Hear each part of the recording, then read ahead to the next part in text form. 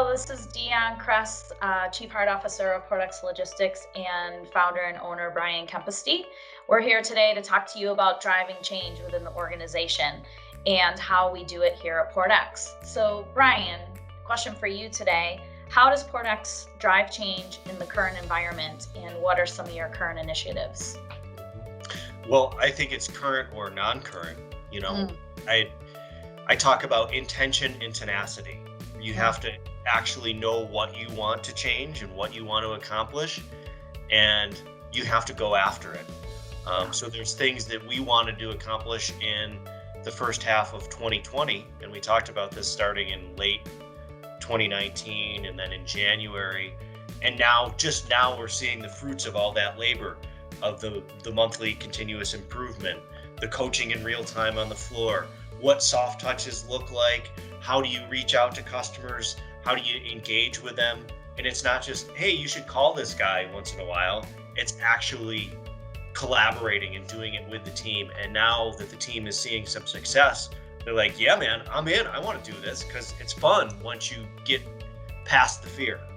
Yeah, I actually was coaching someone yesterday, one of the LA team members, and I had asked her, are you doing your soft touches, sending out the cards? She goes, yeah, but I haven't really heard back from anybody. And then 2 minutes later, after we hung up from our call, she sent me an email and said, remember how I told you no one responded back to me about the cards? Someone had said, thank you so much for the card. Really appreciate it. Looking forward to doing more business with you. What else? What other things do people say with those soft touches, Brian? Delivering the human element. And, we talk about bring the weird, Yeah. Tell them a fun story, whether it be over email or in the card, or, thanks for, whether it was a shipment or just kind words or whatever it was. It's just giving them that human aspect. And I think, our customers really enjoy working with it because it's more fun.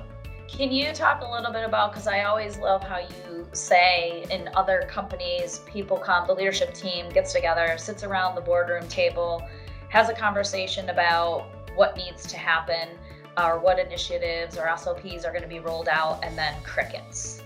Yeah. How does Portex do it different? Well, because we do it in real time.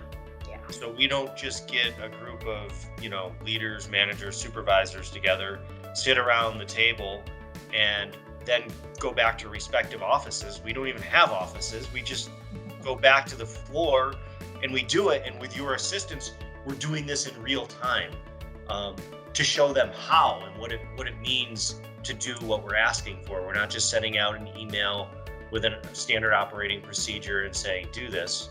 We're actually engaging them, showing them how to do it.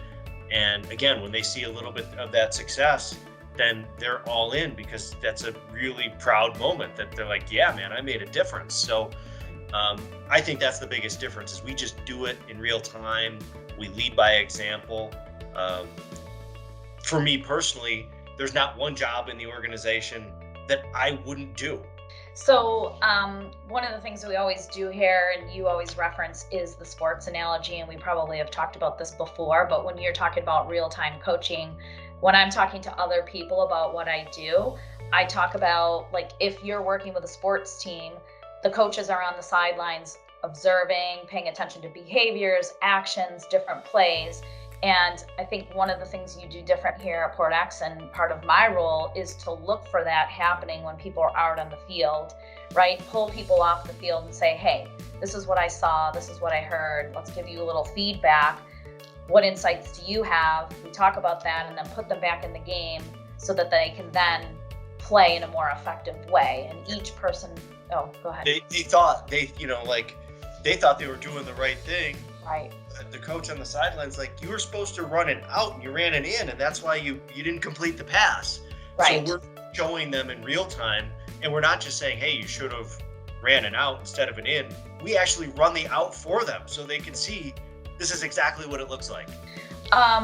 So how would you say that, we talk about the brand ambassadorship and how we're brand ambassadors here at Portex. We don't have salespeople. Can you talk a little bit about how you think the brand ambassadorship drives change? Like, what's the connection? Well, the connection is, I think everybody has um, responsibility for the growth of the organization. It is not a siloed environment. Yeah. And it's hard because a lot of the people that we've hired have come from these siloed environments. So we need to show them and coach them how it looks with a more flat organization and where they can contribute. And they can contribute in many areas. Driving change in an organization is just like the sales process to me. I look at the sales process as you don't make one call and automatically get business and change the world.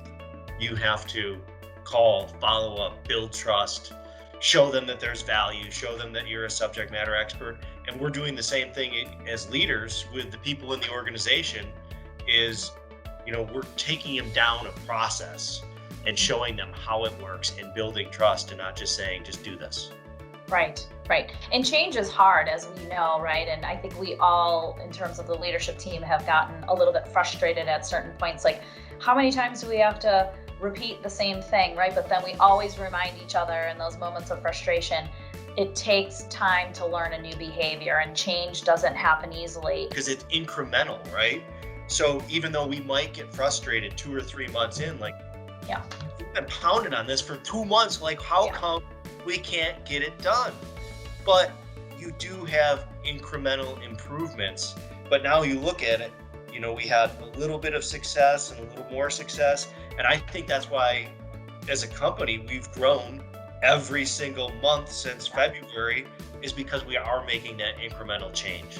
Right.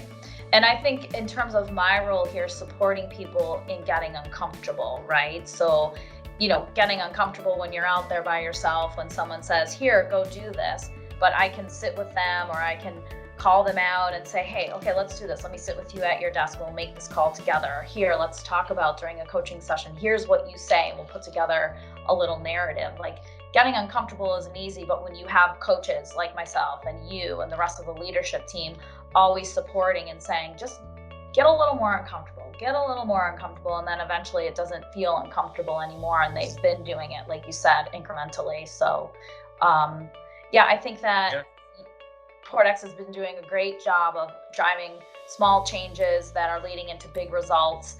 And the last few months have been extremely successful, and everybody should be really proud of what they've accomplished. But it is a process. And if you don't go through the process, there is no magic wand. And a lot of people think that there's just a magic wand out there that you can wave and it's all going to be better.